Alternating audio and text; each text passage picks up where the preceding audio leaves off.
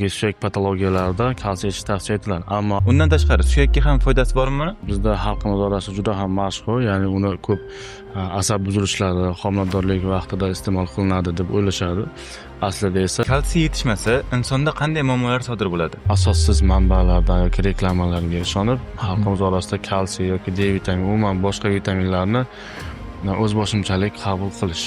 Bu umuman noto'g'ri deb bilaman. Sababi Bugungi kunda ko'pchilik suyak og'rig'i, bel og'rig'i, tez sinish yoki bo'g'im muammolarini faqat yosh bilan bog'laydi.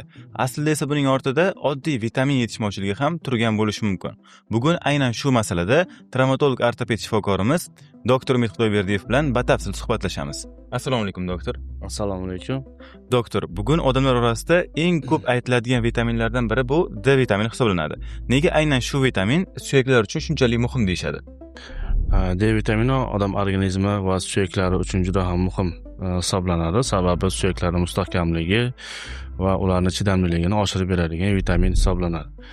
Ya'ni organizmda tashqi muhitdan qancha kalsiy va boshqa minerallar o'zlashtirilsa ham, ularning eng asosiy organizmga, ya'ni suyaklargacha yetib borishini ta'minlaydigan vitamin bu D vitamini hisoblanadi. Shu sababli kalsiyning har doim sherigi sifatida D vitaminini tasavvur qilishimiz mumkin. Agar D vitamini yetishmasa, albatta kalsiy yetishmovchiligi kelib chiqadi. Bu yosh bolalarda raxit kasalligi, yosh kattalarda esa osteoporoz kasalligiga olib keladi. Natijada suyaklarning mo'rtligi va egiluvchan bo'lib qolish holatlari kuzatiladi. D vitamini yetishmayotganini odam qanday sezishi mumkin? Odam organizmida D vitamini yetishmovchilik bir qancha belgilari bor. Bulardan misol uchun yosh bolalarda ko'rib chiqadigan bo'lsak, liqildoqlarning kech bitishi, sut tishlarning kech chiqishi va uzun naysimon suyaklarning egridek bo'lib rivojlanishi bu D vitamini yetishmovchiligi hisoblanadi. Va yosh kattalarda esa bir qancha va keng ko'lamda belgilari bor. Bulardan birinchisi suyaklarning mo'rtlashishi, osteoporozga moyil bo'lishi, uyquning yaxshi bo'lmasligi, mushaklardagi og'riqlar, shu bilan birga xotiraning susayishiga ham D vitaminining aloqasi bor.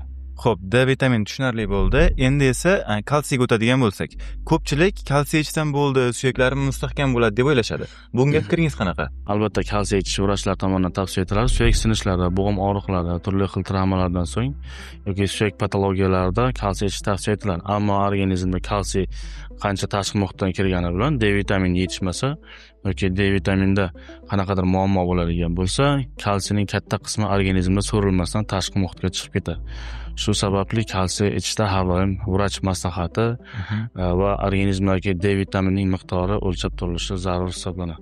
Kalsiy yetishmasa insonda qanday muammolar sodir bo'ladi?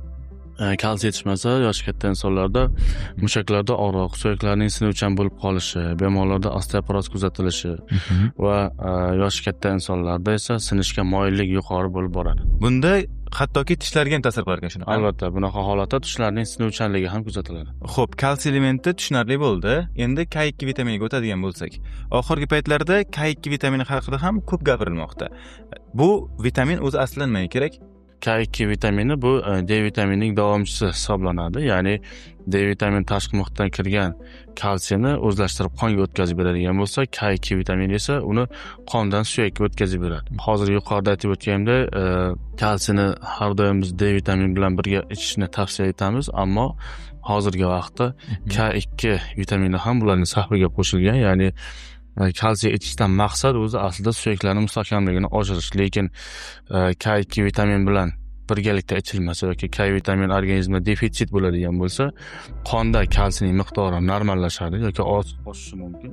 Ammo suyaklarda kalsiyning miqdori yetarlicha bo'lmay qoladi. Shu sababli K2 vitamini bu katalizator vazifasini bajarib beradi. Ya'ni qisqacha aytadigan bo'lsam, qondagi kalsiyni suyakka o'tkazib beradi. Bu esa suyakning mustahkamligini eng oshiruvchi vitaminlardan biri hisoblanadi. Demak, o'sha D vitamini bilan birga K2 vitamini ham kalsiy ichishda ancha muhim rol o'ynar ekan. Xuddi shunday. Endi esa magniyga to'xtaladigan bo'lsak, magniy ham suyaklar uchun kerakmi? Magniy bizda xalqimiz orasida juda ham mashhur, ya'ni uni ko'p asab buzilishlari, homiladorlik vaqtida iste'mol qilinadi deb o'ylashadi. Aslida esa magniy ham suyak massasining asosiy bir qismlaridan hisoblanadi. Suyakni mustahkamligini oshirishda magniyning ahamiyati nimada? Magniy bu D vitamini kuchini oshirib beradi. Ya'ni D vitaminini aktivlashtirib beradi va o'sha kalsiyni organizmga so'rilishiga juda ham katta ahamiyatga ega. Undan tashqari bu nerv sistemasida nerv impulslarini o'tkazishda va mushaklar ishini boshqarishda juda ham ahamiyatli hisoblanadi. Agar magniy yetishmaydigan bo'lsa, birinchi o'sha asab tizimida hamda mushak tizimida va keyinchalik esa yuqori darajali yetishmasligida bu suyak tizimida ham, ya'ni bo'g'im suyak sistemasida ham salbiy asoratlarga olib kelishi mumkin. Xo'p, magniy bizga tushunarli bo'ldi. Ya'ni u nafaqat asabga, balki suyaklarga ham foydasi katta ekan. Endi esa C vitamini haqida gaplashadigan bo'lsak, C vitamini odatda immunitet bilan bog'lashadi. Ya'ni immunitetni ko'taradi deyshadi. Undan tashqari suyakka ham foydasi bormi? Xalqimiz orasida C vitaminiga o'sha immunitetni oshiruvchi va ishtahani ochuvchi vitamin sifatida qaraladi va bir qancha ko'rinishdagi dorilar ham mavjud. C vitaminining asosiy vazifasi bu kollagen ishlab chiqarishga qatnashadi va bu suyaklarning mustahkamligini, bo'g'imlarni stabilligini oshirib beradi va bo'g'im suyuqligi kabi moddalarni ishlab chiqarilishiga yaxshi va yetarlicha yordam bera oladi. C vitaminining kamayishi ham bu suyaklarning mo'tligi hamda kollagenning organizmda kamayib ketishiga olib keladi. C vitamini haqida ham batafsil ma'lumotga ega bo'ldik. Endi esa A vitamini haqida nima deya olasiz? Uni qanaqa ta'sirlari bor suyakka? A vitamini suyak hujayralarining faolligini, suyak hujayralarining tiklanishi va suyak hujayralarining o'sishiga katta rol o'ynaydi.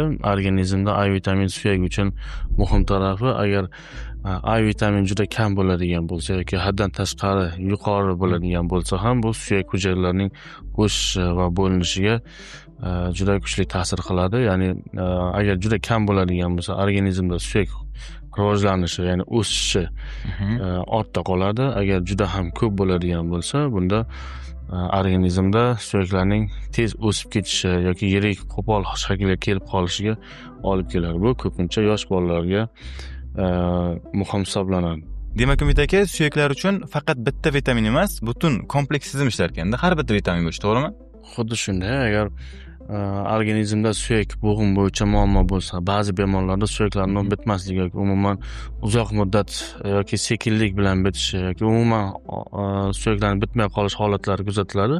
Bunaqa vaqtda kasallikni, ya'ni o'sha suyakning bitmasligini asl sababini o'rganish juda ham muhim. Kimdadir kalsiy, kimdadir D vitamini, kimdadir o'sha K yoki A vitamini yetishmovchiliklari yoki C vitaminining defitsitligi kabi holatlar kuzatiladi. Bunaqa vaqtda o'sha tashqi muhitdan qanchalik suyakni bitkazuvchi kalsiy yoki boshqa elementlarni qabul qilgani bilan zanjirda qanaqadir uzilish bo'lishi mumkin. Shu sababli suyaklarda bitmaslik holati kuzatiladi yoki suyaklarning mo'tligi kuzatiladi.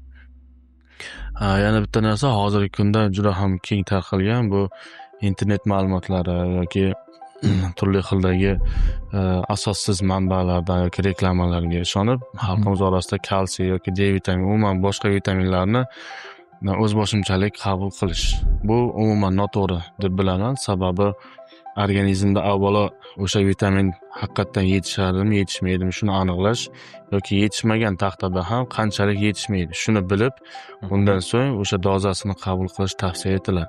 Misol uchun oddiy D vitamini hisoblaydigan bo'lsa, uni bolalar dozasi, o'rta yoshdagi yoshi kattalar uchun yoki turli xil kasalliklarga qo'llaniladigan yuqori dozalari mavjud. Shu sababli har doim vrach nazoratida hamda o'sha organizmga yetishmaydigan vitaminlarni dozasini bilib, undan so'ng qabul qilish tavsiya etiladi. O'zboshimchalik sifatida qabul qilinadigan turli xildagi vitaminlar organizmga nojo'ya ta'sir ham olib keladi.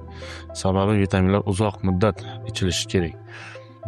Shu bilan yana bitta narsani aytib o'tamanki, vitaminizatsiya, ya'ni vitamin bilan ta'minlash bu sportchilar uchun yoki og'ir yuk bilan ishlaydigan atletlar uchun ham juda muhim.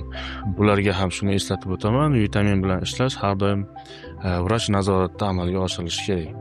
Vitaminlar haqida ma'lumotlarimiz sizga ham tushunarli bo'ldi deya umiddamiz. Agar sizda qanaqadir qo'shimcha savollaringiz yoki mutaxassis ko'rigiga yozilmoqchi bo'lsangiz, ushbu raqamlarga murojaat qilishingiz mumkin. Sog'ligingizga bee'tibor bo'lmang.